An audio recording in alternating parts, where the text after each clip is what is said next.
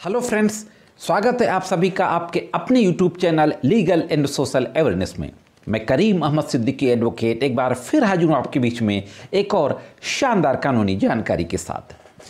आज के इस एपिसोड में सुप्रीम कोर्ट के 3 महत्वपूर्ण फैसलों के बारे में बातचीत करने जा रहा हूँ और यह तीनों फैसले डाउरी डेथ यानी सेक्शन 304B और 498A इंडियन पेनल कोड से संबंधित हैं और यह तीनों फैसले पति और उसके घर वालों के फेवर में दिए गए हैं सुप्रीम कोर्ट के द्वारा।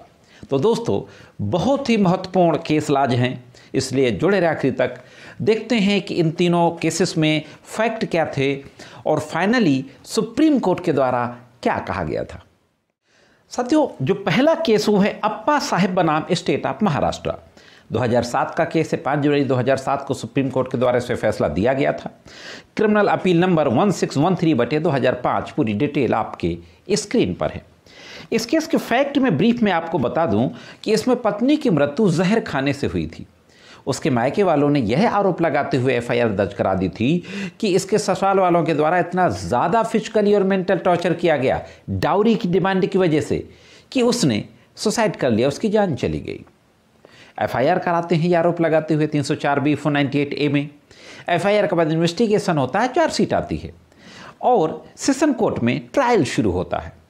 ट्रायल के बाद सेशन कोर्ट के द्वारा कन्विक्शन कर दिया जाता है, सजा कर दी जाती है हस्बैंड और उसके घर वालों को। ट्रायल कोर्ट के कन्विक्शन जजमेंट के खिलाफ हाई कोर्ट के समक्ष अपील दाखिल की जाती है। हाई कोर्ट के द्वारा ट्रायल कोर्ट के कन्विक्शन जजमेंट को कन्फर्म कर दिया जाता है। हाई कोर्ट के इस जजमेंट के खिलाफ सुप्रीम कोर्ट के समक्ष क्रिमिनल अपील दाखिल की जाती है और 5 जनवरी 2007 को सुप्रीम कोर्ट के द्वारा इसका फैसला दिया जाता है। फैसला देते हुए सुप्रीम कोर्ट के द्वारा 2 महत्वपूर्ण बातें कही जाती हैं। सबसे पहली बात कि गवाही में यह आया था जो एविडेंस कोर्ट में हुई थी, ट्रायल कोर्ट में जो विटनेसेस एग्जामिन किए गए थे। तो सुप्रीम कोर्ट के द्वारा कहा जाता है कि उन विटनेसेस में से एक की गवाही में यह आया है कि घरेलू कारणों के कारण दुर्व्यवहार किया जाता था। महिला के साथ जिसकी जान चली गई, दुर्व्यवहार तो होता था लेकिन उसका जो रीजन था वो घरेलू कारण थे। दहेज हत्या के लिए जो आवश्यक सामग्री होना चाहिए वह सुप्रीम कोर्ट को मिसिंग मिली, वो उपलब्ध नहीं मिली। यानी टॉर्चर करने का जो रीजन था वो घरेलू कारण था, डाउरी नहीं था। तो इस तरीके से चूंकि 304B में यह जरूरी है कि मृत्यु का कारण दहेज की वजह से टॉर्चर करना होना चाहिए। तो सुप्रीम कोर्ट ने यह कहते हुए कि हाई कोर्ट ने इसको कायदे से नहीं देखा, ट्रायल कोर्ट का जो कन्विक्शन जजमेंट था सुप्रीम कोर्ट के द्वारा उसको सेट असाइड कर दिया जाता है और सजा को रद्द कर दी जाती है। अब देखते हैं दोस्तों कि आज का दूसरा केस क्या है। साथियों, जो दूसरा केस है विश्वजीत हल्दर एलियाज बाबू हल्दर एंड अन्न बनाम पश्चिम बंगाल राज्य। ये भी 2007 का केस है। 19 मार्च 2007 को जजमेंट किया गया था सुप्रीम कोर्ट के द्वारा। Criminal appeal number 37/2007। पूरी डिटेल आपकी स्क्रीन पर है। इस मामले में भी यही आरोप लगाते हुए FIR दर्ज कराई गई थी कि पति और उसके माता पिता के द्वारा डाउरी की डिमांड की जाती है। डाउरी की डिमांड को लेकर के क्रूअलिटी की जाती है, टॉर्चर किया जाता है और इतना ज़्यादा टॉर्चर किया गया कि महिला की डेथ हो जाती है। यह आरोप लगाते हुए 304B 498A में FIR दर्ज करा दी जाती है। चार्जशीट आती है विवेचना के बाद, इसके बाद ट्रायल शुरू होता है। इस मामले में भी ट्रायल कोर्ट के द्वारा कन्विक्शन कर दिया जाता है। कन्विक्शन जजमेंट के खिलाफ ट्रायल कोर्ट के हाई कोर्ट में अपील फाइल की जाती है। हाई कोर्ट ट्रायल कोर्ट के कन्विक्शन जजमेंट को कन्फर्म कर देते हैं।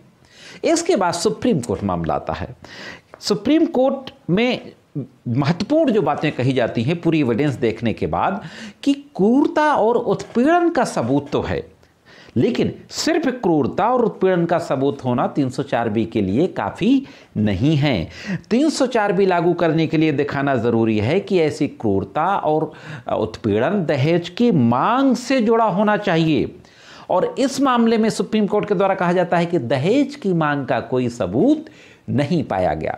लिहाजा फाइनली सुप्रीम कोर्ट के द्वारा ट्रायल कोर्ट के कन्विक्शन ऑर्डर को, जिसको हाई कोर्ट ने कंफर्म कर दिया था, सेट असाइड कर दिया जाता है और सजा को रद्द कर दिया जाता है। दोस्तों, तो यह था दोस्तों दूसरा केस। साथियों, आज के तीसरे केस को भी देख लेते हैं। यह केस था अंजलि धुंधाले बनाम महाराष्ट्र राज्य। ये भी 2007 का मामला था। 4 अप्रैल 2007 को इसमें जजमेंट दिया गया था सुप्रीम कोर्ट के द्वारा। इसका क्रिमिनल अपील नंबर 481/2007 है।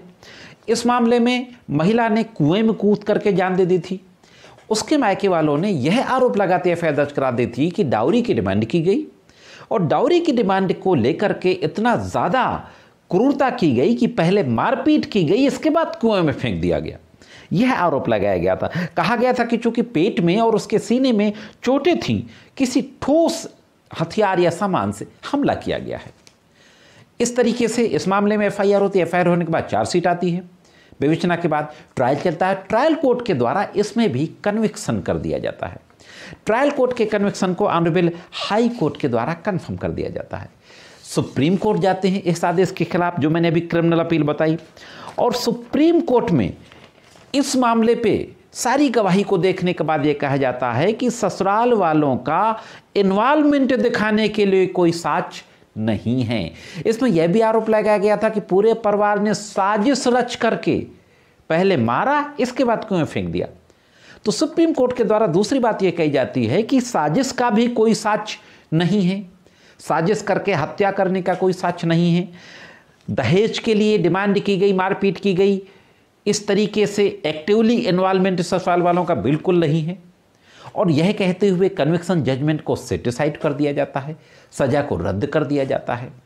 तो दोस्तों, इन तीनों फैसलों में जो तीनों सुप्रीम कोर्ट के थे, तीनों में ट्रायल कोर्ट ने सजा की, हाई कोर्ट ने कंफर्म किया और सुप्रीम कोर्ट ने उसको रद्द कर दिया। दोस्तों तो साथियों, यह थे पति के फेवर में और ससुराल पक्ष के फेवर में 304B 498 के संबंध में सुप्रीम कोर्ट के कुछ महत्वपूर्ण फैसले। मैं समझता हूं कि जानकारी आपको ज़रूर अच्छी लगी होगी। जानकारी कैसे लगी कमेंट्स करके ज़रूर बताएं।